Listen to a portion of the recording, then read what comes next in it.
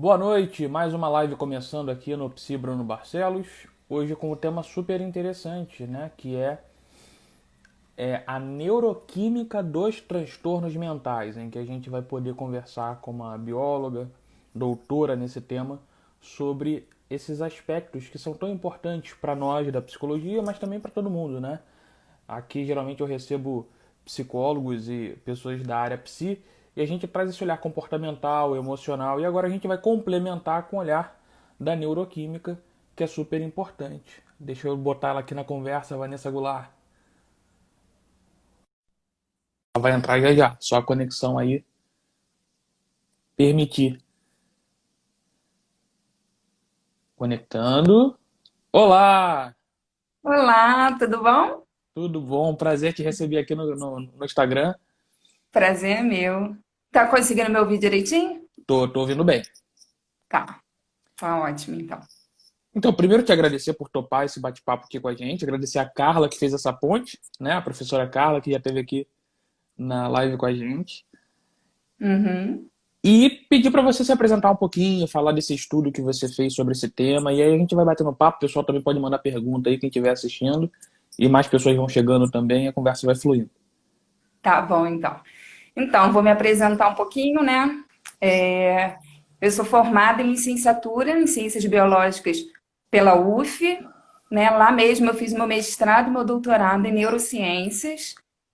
E minha pesquisa, na verdade, eu trabalhava com um modelo de ansiedade, um modelo animal, né? Eu trabalhava com ratos Uhum, e eu via as alterações bioquímicas que aconteciam, né, em três linhagens de ratos diferentes, na verdade.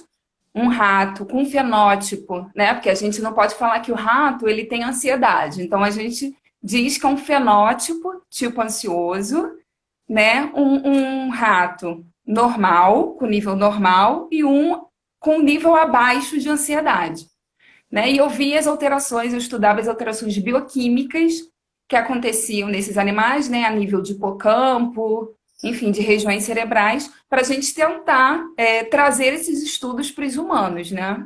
uhum, Na verdade, a gente começa esses trabalhos, né, no modelo animal, para depois trazer para os humanos, né? ótimo.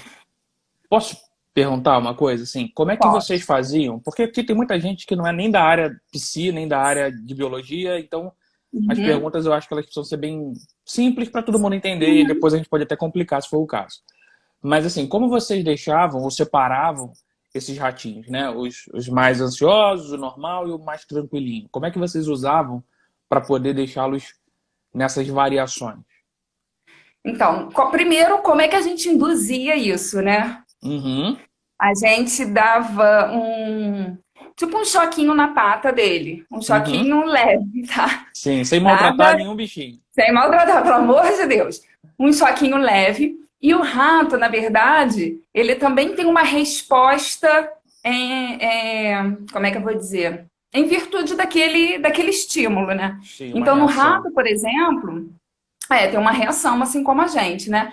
Então, por exemplo, diante de uma situação estressante, o rato, por exemplo, diante de um gato, né? Aquilo ali é Um aversivo estressor. para ele, Sim. é um estressor. Então ele tem dois caminhos. Um, ele sai correndo, e um outro é eles congelar, é o que a gente chama de freezing. Isso acontece com a gente também, né? Diante de uma Aham. situação estressante, às vezes a gente congela também. Então, isso acontece com eles também. Então, na verdade, eu separava esses ratos de acordo com o grau de congelamento deles. Se eles Uhum. congelavam mais, significa que eles têm um fenótipo mais ansioso. Se eles congelam menos, menos ansioso. Mas não só isso, né? Depois disso, a gente tem que fazer vários testes comportamentais, existem vários protocolos para ver realmente se aquele, né, aquele rato tem um fenótipo tipo ansioso ou não. E também, isso não só com a ansiedade, mas também com a depressão. Tem Uhum. vários testes também. Ótimo. E aí você conseguia avaliar como essa parte química, dessas alterações, né? E vai falando do seu jeito. Eu Então, estou perguntando, mas você pode fazer o caminho tá ótimo. que for melhor para Então, você. como é que eu fazia, na verdade? Depois de fazer os testes comportamentais, esses ratos, eles eram eutanasiados, né? E eu trabalhava, na verdade, com a região do hipocampo, porque a gente sabe, né? Tanto as regiões cerebrais, né, envolvidas nos transtornos de ansiedade, a gente tem várias regiões, na verdade, né? Mas eu trabalhava mais com o hipocampo. A gente tem o córtex pré-frontal, a amígdala, mas eu trabalhava com o hipocampo. Eu retirava esse hipocampo, né, e fazia o que a gente chama de amostras, né, para tentar ver, quantificar ali o nível das proteínas, dos receptores alterados, né? Uhum. Isso é importante para quê? Na verdade, eu trabalhava com pesquisa básica. E o gatinho Passou um passando. rabo aqui, mas é minha gata. Aqui E é um lá no zoológico, quase. laboratório, a gente trabalhava com pesquisa básica, né? Mas esses estudos, eles são importantes para, de repente, né, mais tarde você vê um medicamento. O medicamento ele tem que atuar em algum receptor. Então, a gente tem que ver se aquele ser mais ansioso, enfim, tem aquele tipo de receptor ou não, se as células Uhum. possuem aquele receptor, para ver se vai responder ou não ao medicamento, né? Isso Sim. é bem importante. Mas é interessante a gente falar também, né, falando da ansiedade, que a ansiedade, ela faz parte do nosso estágio, né, emocional. É importante a gente ter um certo nível de ansiedade, né? A Uhum. ansiedade, ela é importante para que a gente possa fazer as nossas tarefas com o máximo de performance, né? O que é o distúrbio? O que é a ansiedade patológica? É quando esses níveis, né, eles estão desproporcionais, ou para mais ou para menos. E daí tem Uhum.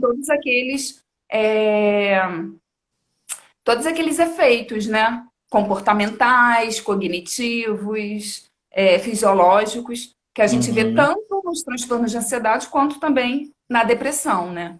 Sim. Posso falando? Pode falando. Tá. Qualquer Vou coisa eu te falar então. peço só uma Tá. palavrinha, mas de resto tá indo muito bem, tô Então, gostando. tá bom. Então, olha só, quais seriam, então, já que, né, a live é sobre a questão neuroquímica, então, quais seriam as bases biológicas, né? Eu vou tentar separar aqui, falando um pouquinho da ansiedade e depois da depressão, porque a gente sabe, apesar, né, de ter a comorbidade entre essas Uhum. duas doenças, que é bem comum, mas ativam regiões, né, diferentes do cérebro, né? Então, na verdade, falando um pouquinho então da ansiedade, tá? A ansiedade, diante de uma situação estressante, a gente tem ativação do eixo HPA, que a gente chama, né? Que é o eixo hipotálamo, hipófise e adrenal, que é importante para a liberação de cortisol, né? Esse Uhum. cortisol, ele é importante para a gente reagir aos estímulos, né? Entretanto, níveis elevados desse cortisol é o que vai levar, então, aos transtornos de ansiedade, que, na verdade, o transtorno de ansiedade, né, não é um tipo, são vários, né? Nós temos, acho que, Sim, 7 tipos, de acordo com o DSM-5, né?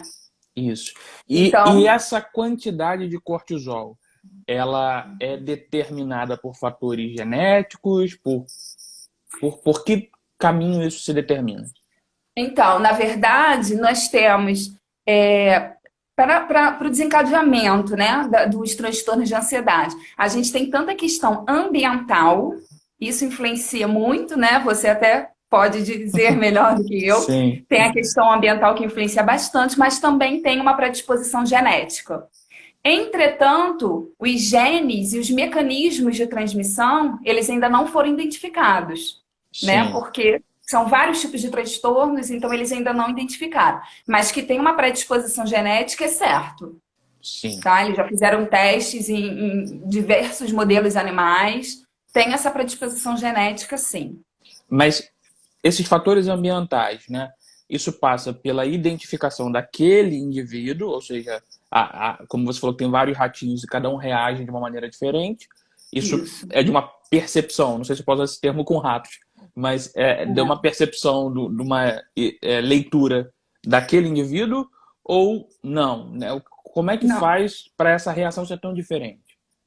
Então, é exatamente isso, né? Igual os humanos. A gente é diferente um do outro. Então, diante de uma situação, a gente responde né, aquele estímulo de forma diferente. Seja por, sei lá, alguma questão ambiental ou, né, tem pessoas Uhum. que têm uma predisposição genética mais para, né, a desencadear aquilo ali. Perfeito. Aí varia mesmo. Uhum. E daí esse eixo que eu estava falando, o HPA, ele é regulado tanto pela amígdala quanto pelo hipocampo, né? E quando ocorre uma desregulação, eu tenho alteração nesse eixo e eu tenho maior liberação de cortisol, né? E esse cortisol, na verdade, essa alta exposição contínua a esse cortisol, ele leva a vários danos cerebrais, né? Então, eu tenho morte de neurônios, eu vou ter falhas na indução de LTP. O que é LTP? Né? A LTP ela é importante para a questão da memória, da aprendizagem, né? Então, se você está mais ansioso, todo mundo, né, já fez uma prova e falou, nossa, deu branco. O Uhum. que é esse branco? É justamente isso, né? A pessoa está muito ansiosa e realmente acaba prejudicando na questão da memória, né? Então eu tenho um prejuízo nesse hipocampo. Essa redução de células, essa morte de célula, leva até uma diminuição no volume mesmo do hipocampo. Já foi demonstrado isso, que dependendo do transtorno de ansiedade, existe uma diminuição no volume, no tamanho do hipocampo. Isso é bem sério, né? Sim. Essas alterações também podem ser ocasionadas por algum tipo de lesão? Também, também, por lesão também. É o que a gente chama, né? Tem um conceito que a gente chama na neurociência de plasticidade neural, né? Não sei se Uhum. você já ouviu falar. O que é isso, né? É a capacidade que nós temos, né? A capacidade do nosso sistema nervoso de se alterar de acordo com o estímulo. Esse estímulo, ele ocorre naturalmente, né? Diante do nosso desenvolvimento, ou ele pode ser induzido também através de lesão, estresse, ansiedade, depressão, né? Isso acontece. Teve uma pergunta que passou aqui que eu acho que você já até meio que basicamente respondeu, mas vou perguntar. Fala. A Vanessa Gripe, psicóloga que já esteve aqui com a gente também, ela pergunta como saber qual o nível de ansiedade é o mais adequado e quando vira patológico. Eu acho que é Vira no sentido de lógico, algum na tipo de verdade, medição. quando aquilo ali. Tá me ouvindo? Tô sim.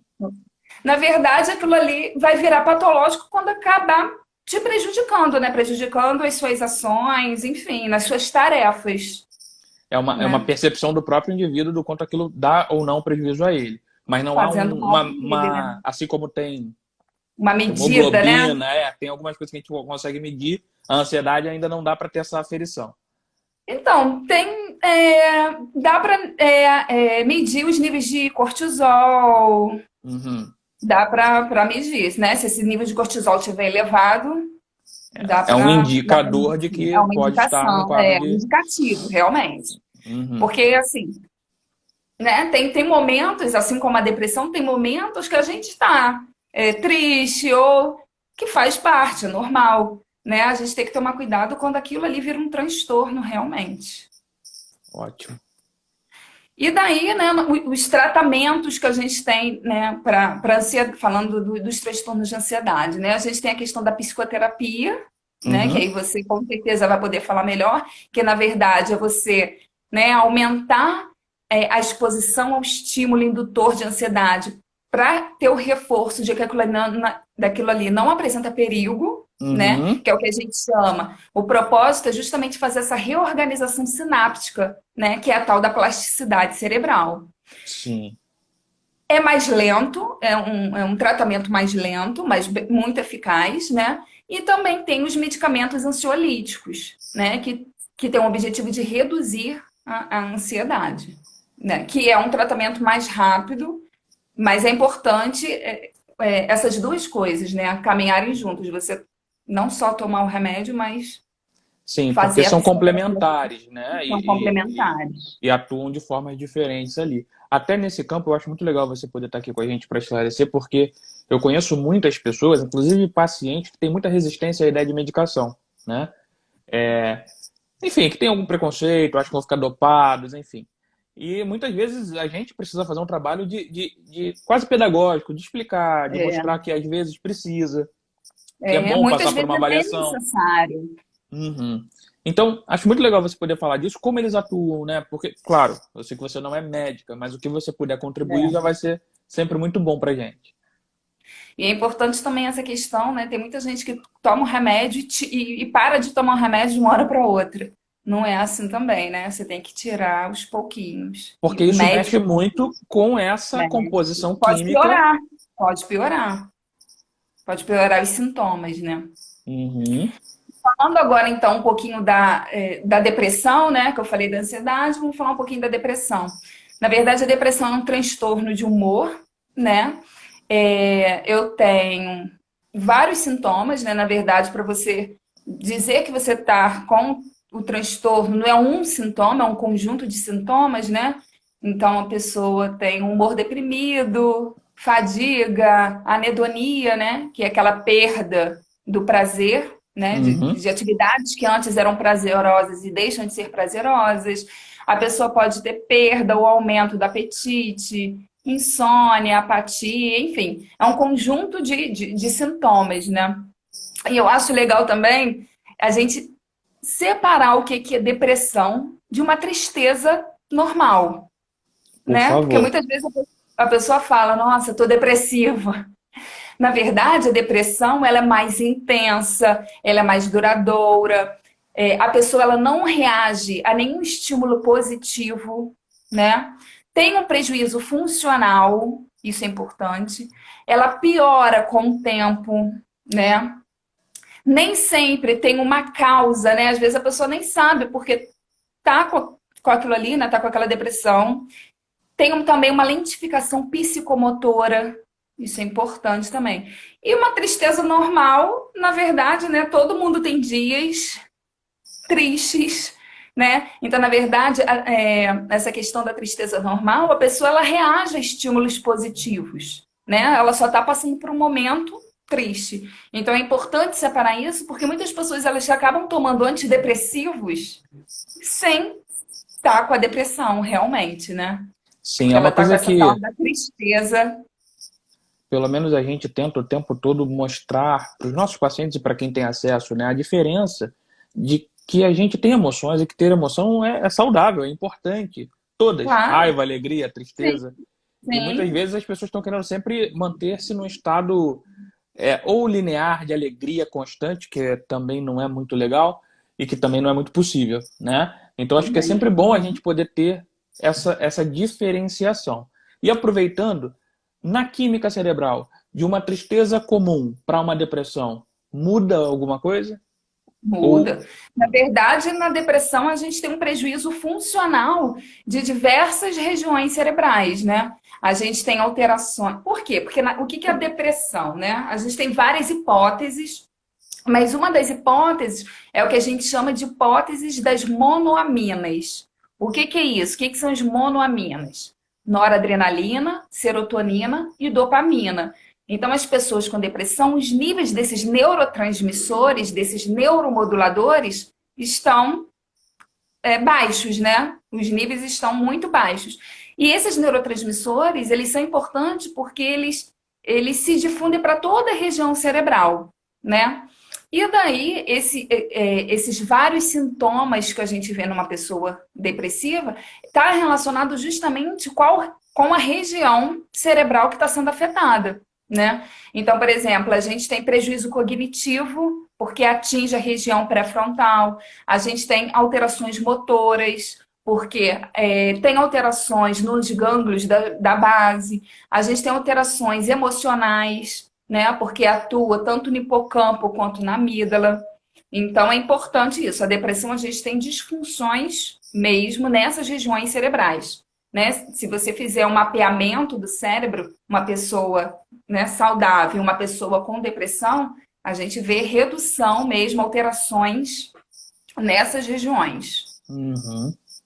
Uma coisa interessante é que eu lembro de um paciente especificamente que eu atendi há muitos anos atrás. Ele era bem jovem, devia ter na época uns 19 anos, e ele tinha um quadro de depressão bem forte, bem intensa, e estava medicado. E ele, a primeira coisa que foi ir a um psiquiatra e tomar remédio. E depois foi até mim, no caso, como psicólogo. E eu lembro que a fala dele, depois de já estar um tempo com o psiquiatra, era uma fala muito decepcionada, porque ele esperava que ao tomar a medicação, tudo se Ia melhorar resolvesse. 100%.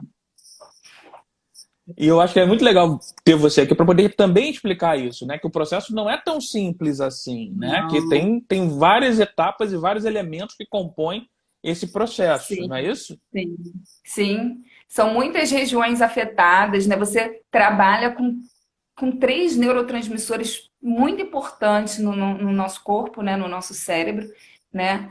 Então é bem complicado. Na verdade, a gente tem até outras hipóteses. Essa é uma das hipóteses. A gente tem a hipótese também do fator genético também, Uhum. tá?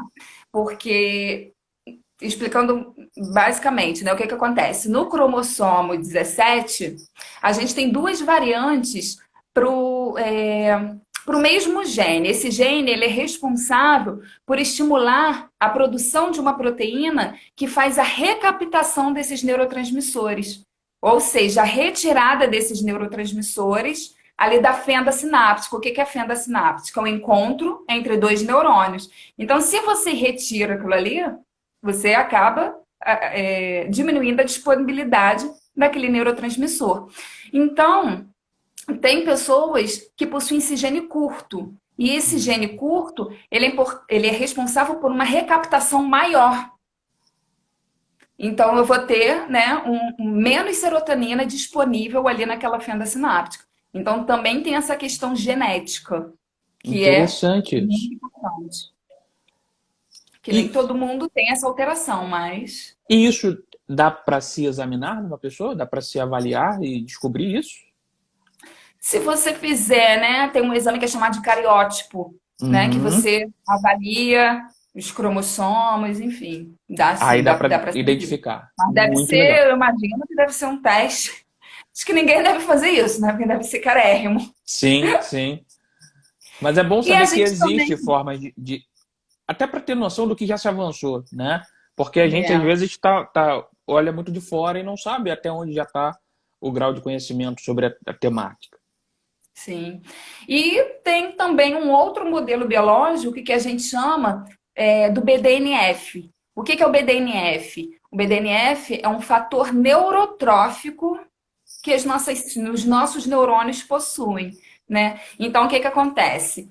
Diante de um estresse, de uma deprivação maternal, por exemplo, pode levar à diminuição desse BDNF. A diminuição desse BDNF leva uma diminuição da atividade neuronal, que pode levar à morte de neurônios, à atrofia dos neurônios. E o que que a gente pode fazer então para reverter isso? Tem como? Tem, né? Os antidepressivos atuam nisso aí, aumentando os níveis de BDNF, consequentemente aumentando a atividade neuronal, né?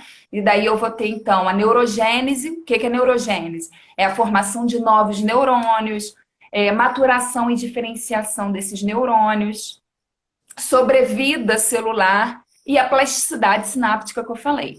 Mas, além dos antidepressivos, a gente também tem outros mecanismos, como por exemplo, né, o enriquecimento ambiental, isso é importante. Atividade física é muito importante. Uma estimulação mental, né, também aumenta os níveis de BDNF. Interação social também é importante para aumentar os níveis dessa proteína e aumentar essa atividade neuronal, E tá? isso também a gente vê do outro lado aqui, né? Do lado comportamental. É, Uhum. muitos pacientes que têm quadro depressivo, eu já ouvi isso muitas vezes. Você sugere que ele saia de casa, que ele faça uma atividade, que ele interaja, ele diz, quando eu melhorar, eu saio. Aí Mas é importante essa explicação, né? Que tem que sair para melhorar, e não o tem que ser contrário. para melhorar, exatamente. Então é muito legal ver que Porque tem essa é camada legal. importante.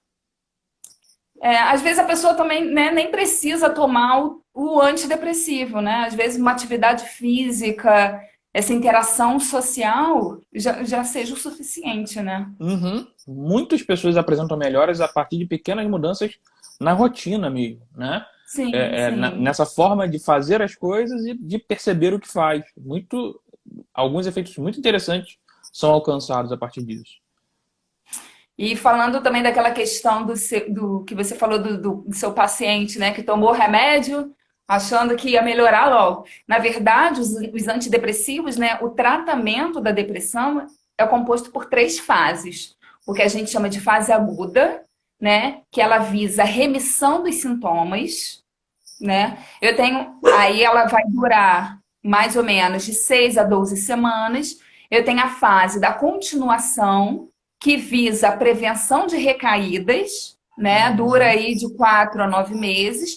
E eu tenho o tratamento de manutenção. Tem gente que tem que tomar um remédio para a vida toda. Por quê? Porque ela tem uma depressão crônica.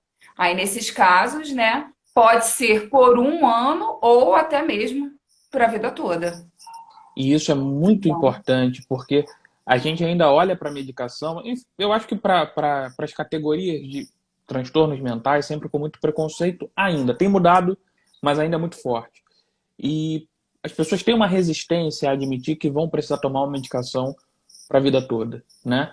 Em Sim. especial para a questão depressiva, ansiosa, para transtornos Porque, na mentais, porque verdade, também esses medicamentos, eles alteram também, né, diversas coisas, né? O metabolismo da sim, tem os pessoa. efeitos Então, colaterais aí tem que, os né? efeitos colaterais, exatamente. Sim. Mas, Então, mas é muito tem importante que isso, avaliar cada caso mesmo. que algumas pessoas precisam entender que às vezes o caso dela não é só pontual, ela pode ter uma depressão crônica. E ela vai ter que aprender Sim. a conviver com este quadro, né? Nem tudo se E por elimina. isso é importante o tratamento né, com psicólogo, enfim, né? Sim, Para tentar identificar o que está causando aquilo ali, né? E corrigir aquela interpretação negativa, né? Porque a pessoa com depressão, ela tem aquela interpretação negativa sobre si mesma, sobre, né, o mundo, sobre o futuro, enfim. Então, esse tratamento ele é importante para tentar corrigir essa interpretação negativa, né? sim. Hoje mesmo eu estava falando com uma paciente, eu sugeri que ela fosse uma psiquiatra, para passar por uma Uhum. avaliação e tal. E ela falou, mas para quê? Não vai mudar o meu problema, né? No sentido do problema social que ela tinha, de convivência, enfim. E de fato, o remédio não faz desaparecer pessoas ainda, né? A não ser que seja um veneno Claro. para a pessoa.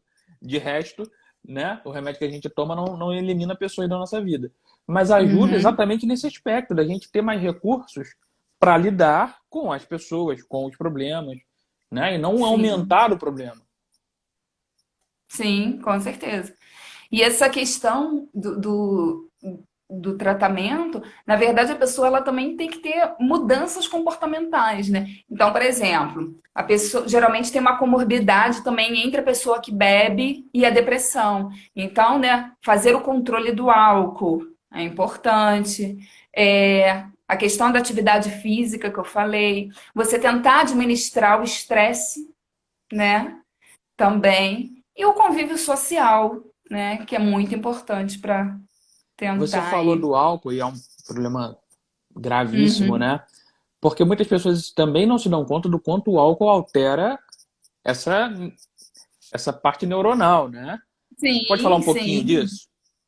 Sim, o álcool, lá no laboratório tinha até pessoas, né, que trabalhavam com a questão do álcool. Realmente, o álcool ele altera. Tem até uma doença, esqueci o nome agora, que quando a mãe bebe, né, e a criança já nasce com essa síndrome, né, síndrome Neuropática, não? alcoólico fetal, alguma coisa assim. Sim, sim, sim.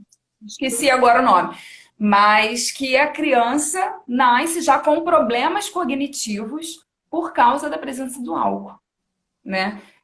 O álcool ele altera toda essa circuitaria neuronal também. E é considerado também um tipo de droga depressora, não é? O álcool, a maconha. Sim, sim, sim, sim. Isso aí.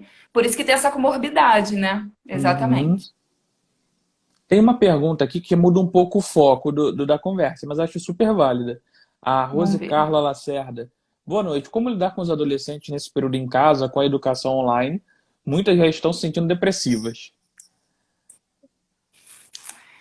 Pois é, Você é é complicado professora também, né? Então, você também. Sou também. professora Sou professora, realmente, né? A gente está passando por um período muito difícil, porque não está tendo essa interação social, tanto que a gente está falando aqui, né? Como é importante a atividade física, né? Ainda mais adolescente, enfim, um esporte. A gente está limitado a isso aí, né? Realmente é tentar controlar essa ansiedade, essa depressão, porque realmente tá bem difícil, né? Uma coisa que eu acho interessante, Vanessa, é como que a gente, e eu não sei se isso tem alguma relação com a parte neurológica, tem Uhum. dificuldade em lidar com o não saber, né? A gente está lidando com uma situação que a gente não tem nenhum tipo de repertório anterior, de aprendizado anterior, é novo para a gente. A gente E a tem que gente estar não aprendendo sabe. junto. Então, não tem uma resposta pronta, formulada, que vai dar uma resposta satisfatória. São pequenos testes e experimentos que estamos fazendo para ver como a gente consegue suportar um pouco melhor tudo isso, né? Isso Então, causa estresse, né? exatamente. Isso é uma situação estressante. O nosso corpo está lá, ó, com cortisol alterado, com certeza. É uma situação de alerta, né? A gente está lidando com algo novo, a gente não sabe o que faz.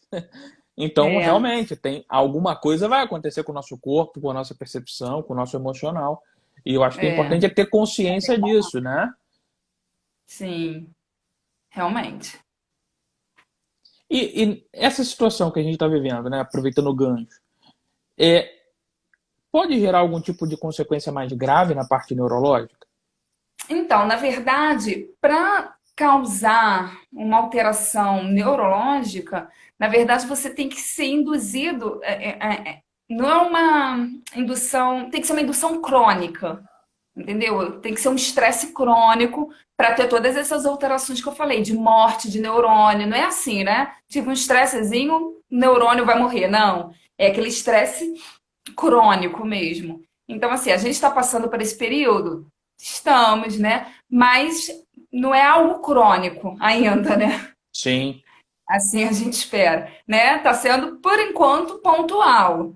Então, difícil ter essas alterações cognitivas Uhum. ainda, né? Sim, ainda mais uma alteração devido ao grau de estresse que a gente está passando, É, mas que isso, tirando o estresse, tende-se a voltar a uma certa sim, ordem, até né? porque tem aquela questão da plasticidade, né, que eu falei anteriormente.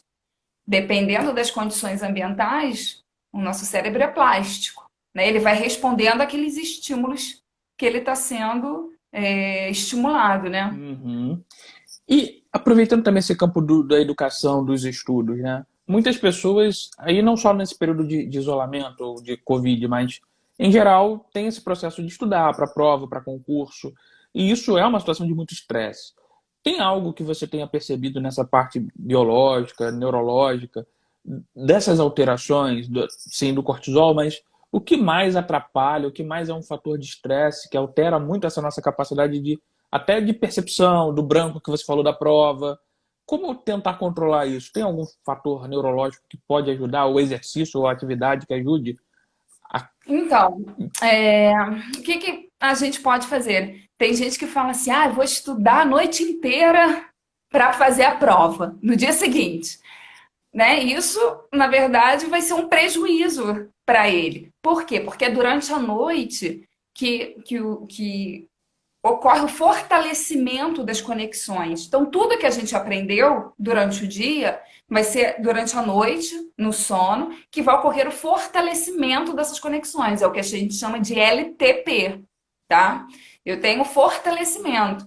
Então, assim, é importante você ter uma boa, né? Você, claro, você vai estudar durante o dia, mas durante a noite, descansa, né? Tem aquela boa noite de sono, porque é durante a noite que vai ocorrer aquele fortalecimento. Se você passar a noite toda estudando, é capaz de chegar na hora da prova você não lembrar de nada, porque Sim, não ocorreu esse fortalecimento das conexões.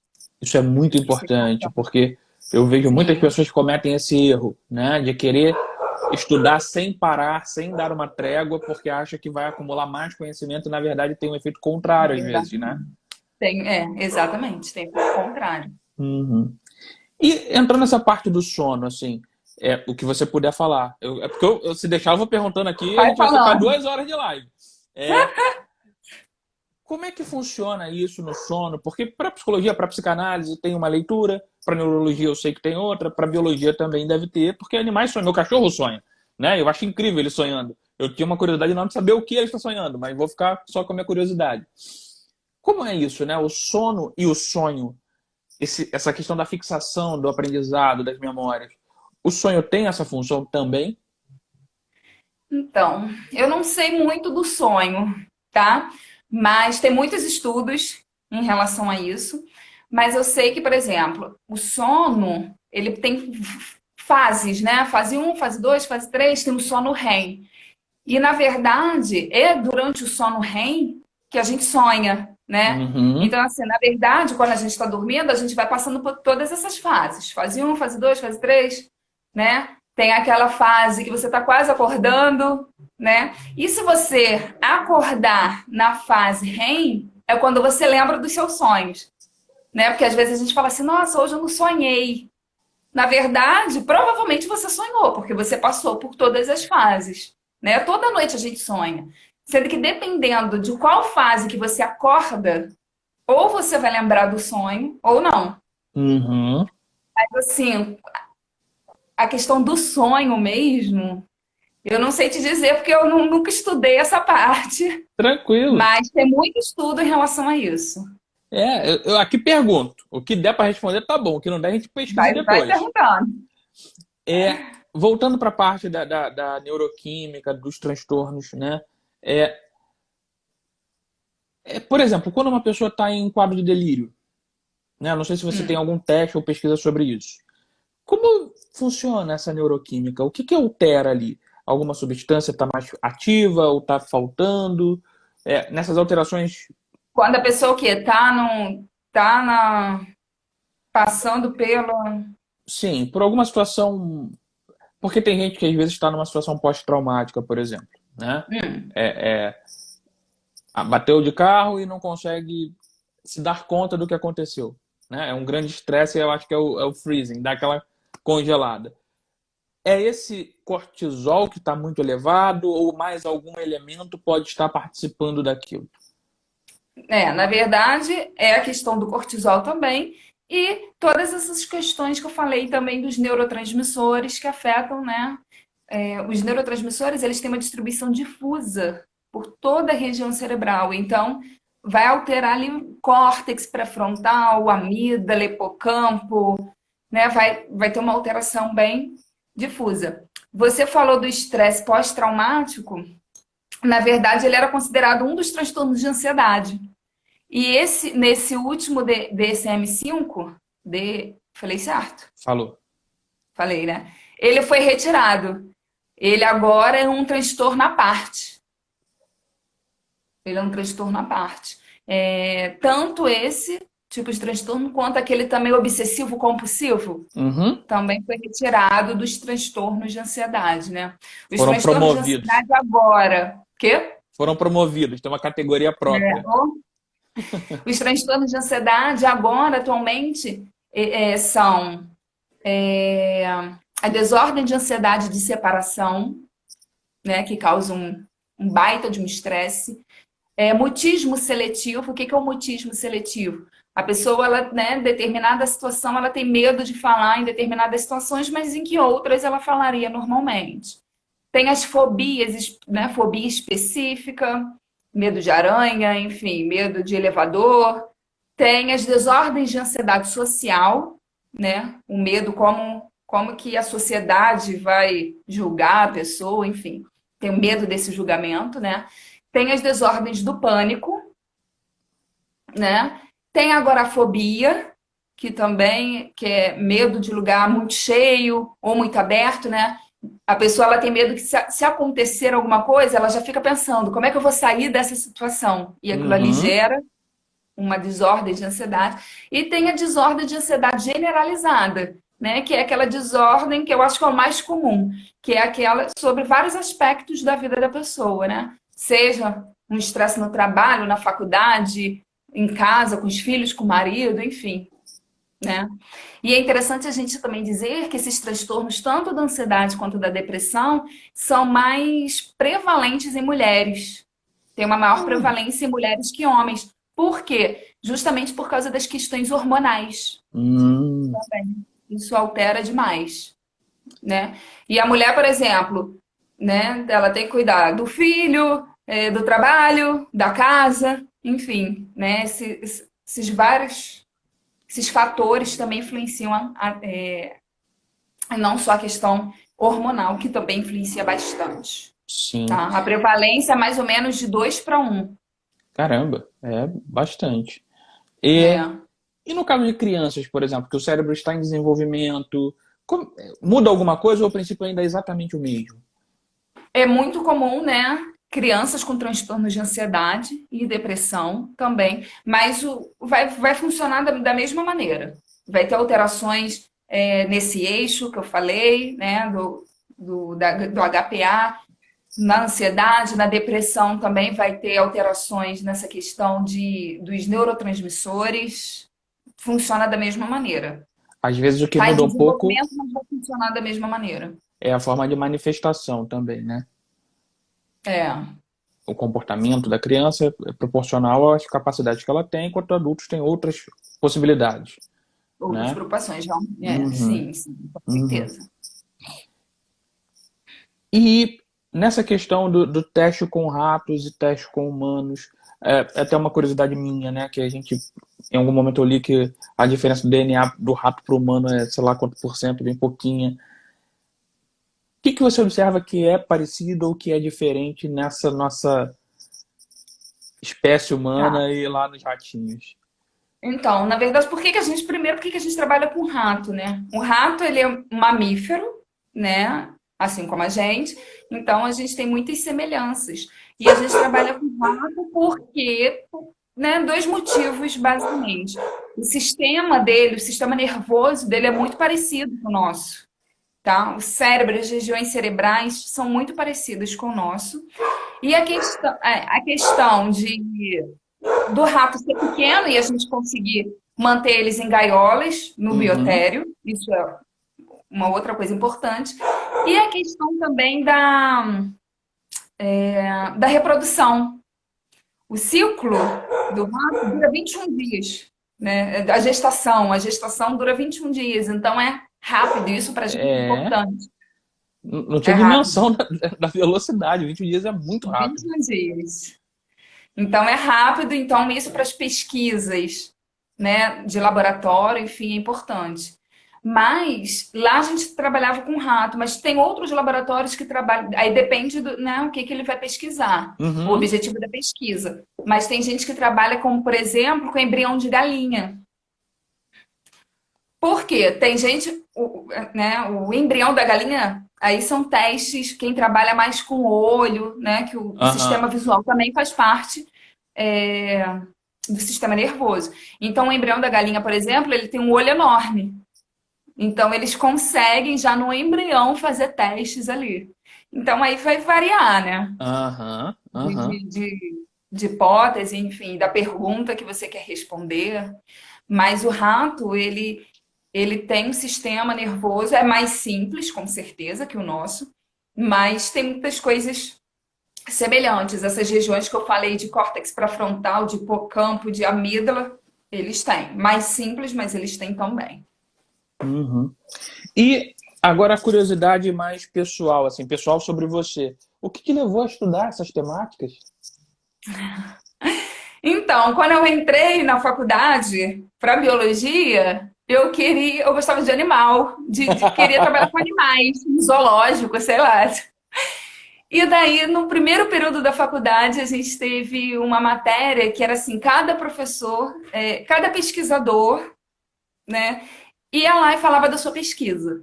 E eu Uhum. lembro que na época, né, que foi a minha orientadora, a Paulinha, ela foi lá e falava, gente, não tem jeito, a gente vai ter que trabalhar com rato, matar rato, então tem gente que tem medo, que eu não sei. Aí eu lembro que eu falei, Deus me livre de trabalhar com rato. Nunca eu vou trabalhar com rato. E, na verdade, depois, no segundo período, eu fiz uma disciplina dela, que se chamava Biofísica. Uhum. E daí a gente estudou toda essa questão neuronal e eu fiquei apaixonada. Daí eu pedi um estágio, né, de iniciação científica, fiz a iniciação científica com ela, entrei no terceiro período da faculdade, fui até o final da faculdade no mesmo laboratório. Depois abriu a seleção de mestrado, também fiz no mesmo laboratório e do doutorado também. Muito Então eu bom. fui, na verdade, o meu mestrado, eu nem trabalhava com essa questão da ansiedade e depressão, era um outro projeto, eu trabalhava com inflamação, trabalhava com olho, sistema visual e inflamação. Mas aí no doutorado, como, né, são 4 anos, aí eu, quero alguma coisa mais estimulante. E ela tinha esse projeto com esse modelo de ansiedade, depressão, aí eu acabei indo para essa área. Muito bom. E todo esse conhecimento, essa expertise, essa percepção, te ajuda de alguma forma no seu trabalho como professora? Então, por isso, eu até te falei, né, que agora eu estou fazendo uma pós em psicopedagogia, com Aham. ênfase em neurociências. Por quê? Porque eu tenho todo esse conhecimento é, da neurociências. Que gracinha, gente. Aqui é uma luta. Vem Tá gato de atrapalhando. cachorro. Tadinho. Eu tenho todo esse conhecimento, né, da bioquímica e tal, e agora, aí eu comecei a dar aula, enfim, eu comecei a dar aula desde o meu mestrado, tá? E eu quis estudar mais essa questão das dificuldades de aprendizagem, né? Por que que tem criança que consegue aprender com mais facilidade, tem crianças que têm, né, um distúrbio, uma maior dificuldade, e com todo esse meu conhecimento da neurociências, aí eu, vou fazer uma pós em psicopedagogia. E essa pós que eu estou fazendo é muito legal, porque ela tem essa ênfase da neurociências, então eu Uhum. consigo casar as duas coisas agora, né? Por que que uma criança ela tem dificuldade? Quais as regiões cerebrais que estão sendo ali afetadas, né? A questão da memória, da aprendizagem, por que que a criança não consegue ler, tem dificuldade na questão de raciocínio lógico, né? Então eu tenho uma visão mais ampla agora. Antes Uhum. eu trabalhava mais com pesquisa básica e agora eu estou trazendo um pouquinho, né, para a questão humana mesmo, como é que a gente aprende, enfim. E na sua relação com os seus alunos, assim, eles sabem, eu não sei para que turmas você dá aula, mas eles sabem desse seu conhecimento, eles perguntam, como é que funciona? Sabe? Eu trabalho, na verdade, dou aula do sexto ano do ensino fundamental até o terceiro ano do ensino médio. Então, assim, eles, no ensino médio principalmente, né? Aham. Terceiro ano, que eles gostam de perguntar o que que a gente fez, né? É, aí eles perguntam, professora, você trabalhava com rato e fazia o quê? Não sei o quê. É bem legal. Eu gosto bastante dessa interação. Aham, aham. Acredito que isso para eles também deve trazer algum tipo talvez até segurança, né? Porque geralmente terceiro ano já está pensando em Enem, como tem algumas pessoas já sofrendo muito com isso. E tem todo Sim. esse processo de aprendizado, de cobrança, de estudar muito, de tem cursos pré-vestibulares que tem uma sistemática que parece funcionar, mas que me assusta muito, que é entrar às 8 e sair às 8 ou às 10 da noite. Até quanto, né? Isso é eficaz? Pois é, essa é Isso é uma pergunta que eu eficiente? me faço com frequência. Com Sim. essa sua bagagem, o que você pensa sobre isso? Então, estudar, sem dúvida, né, é importante, mas essa questão realmente de você passar o dia inteiro aquilo ali pode, com certeza, causa um estresse, né? E aquilo ali não é sinal de que tudo bem, você está preparado para a prova, ok. Mas aquilo ali pode desencadear um estresse tão grande na pessoa que, de repente, durante a prova, ela vai ter dificuldades em controlar essa questão da ansiedade na realização da prova. E isso pode prejudicar mais do que, de repente, ela estudasse, né? Às vezes, uma pessoa que estuda menos se dá melhor na prova por causa dessa questão da ansiedade, né? Então, Uhum. você tem que saber controlar aquilo ali. Eu noto que eu tenho alguns pacientes que são extremamente exigentes com eles mesmos. Então, eles querem estudar, sei lá, um livro por dia. Estou exagerando. Mas Uhum, aí, ao invés mas de ler 20 páginas, que seriam suficientes para ele aprender e guardar aquela informação, eles se exigem Sim, tanto que não guarda nem 10. Mas leram o livro todo, mas não sim. guardam 10 páginas. Até porque a gente tem um período, né, de atenção, né? Por isso que as aulas na escola, por exemplo, são divididas em tempos, né? Você não fica uma manhã inteira com o mesmo professor, né? Uhum. Num dia você tem ali três professores diferentes, justamente isso, para estimular de maneira diferente o cérebro, porque a gente não consegue focar essa atenção durante muito tempo, Sim. né? Uhum. Então, por isso tem o intervalo, né? A troca de um professor, outra pessoa vai. Tem aquele momentinho ali que é importante. Sim, as pessoas querem muito estar concentradas e esquecem que às vezes precisam desconcentrar, né? Descontrair um pouco, né? Para poder Sim, valorizar aquilo que estão absorvendo, né? E reter essa informação, como você vinha falado no início da nossa conversa. sim, com certeza. Bom, a gente já está caminhando para o final, né? Eu queria te agradecer muito por ter vindo aqui dividir esse conhecimento com a gente. Achei muito legal. Acho que acrescentou muito. E deixar você aí para falar o que você quiser, para se despedir, para, enfim, dar seu recado. Tá, quero agradecer o convite, né? No início eu fiquei nervosa. Gente, eu nunca fiz live, como é que é isso? Quando você falou amanhã, Jesus, já amanhã? Mas achei bem legal, né? Essa interação é bem. Não é tão Achei ruim bem quanto proveitosa. parece, né? Não, não é. Eu Dar uma falo, palestra é mais difícil. pois é, eu falo isso e as pessoas não acreditam, que no início a gente fica nervoso, depois a gente vai relaxando e quando vê, Depois relaxa, é verdade. Então, eu quero agradecer o convite, né? Foi bem legal, gostei bastante. E é isso. muito bom, muito obrigado. Faça mais Obrigada a lives, você. acho que você pode pegar Gostei, o gostei gosto disso. aí, né? E até uma próxima oportunidade que eu tenho certeza que eu vou te chamar de volta para falar mais, tá? Tá bom, então, tá ótimo. Boa semana, Obrigada a brigadão. você. Tchau. Obrigada Tchau, a gente. você. Obrigado aí Tchau, por assistirem. tchau. Tchau.